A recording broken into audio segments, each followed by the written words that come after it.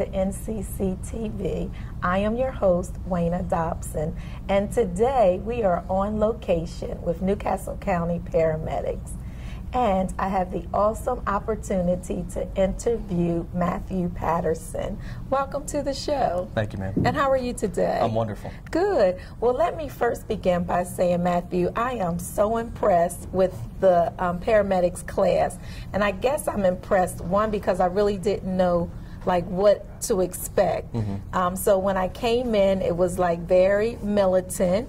I'm gonna call her your sergeant at arms. It really takes her job serious, and I appreciate that. One, because you all are the ones, one of the first responders to people who are in a critical condition. So thank you so very much. It's my pleasure, man. Thank you. So Matthew, tell us what made you decide to want to become a paramedic? I crafted my whole life towards actually getting into police work, and after going overseas and serving in Iraq and Afghanistan and seeing people get hurt and injured, I felt kind of helpless in how to help them.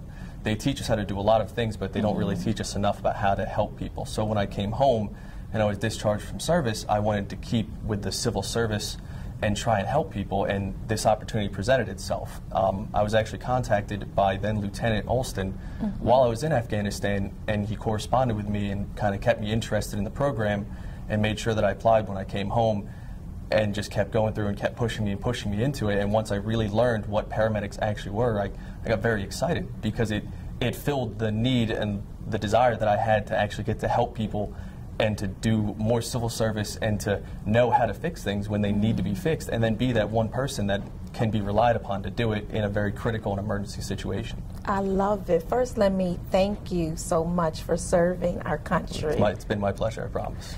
Now, for you to, that's a great thing for you to, have your heart set on being a police officer, but then being there, seeing people helpless. So I admire that about you. Thank you so very much. So tell me how long the paramedics training class is. The paramedic training class is a little over 1 year long, which consisted of several different phases. We had our initial entry week where we got integrated into the county system. We got to know a lot of the ins and outs of how we do some of the basic things, like make sure our paychecks are up to standard, how to set up our uniforms, what equipment we needed to have, and then where to be and when to be there, and kind of introduced into the paramilitary style for some of the classmates that haven't been in that kind of a system before. And then we moved into the basic life support section of the course, where that was our first step, that was our first introduction to actually learning how to move towards critical care, learning how to take care of patients. And then once our classmates all graduated from the BLS section, we moved into the ALS, the Advanced Life Support, and that's where we are now, where we're completing up the educational portion and doing our national certifications so we can move back down to Newcastle County and start our FTO process. Okay. Now, one of the things that I admire, and I'm sure Josue and Steve did as well, was your uniform has to be tight. Yes, ma'am. So there was a gentleman, he was making sure that everyone tie clip was straight, your tie is straight. I noticed even in the back he was pulling down. So you're not, you're coming out looking, you have a certain look. You're not just coming out, and I want to use the word raggedy looking. Yes.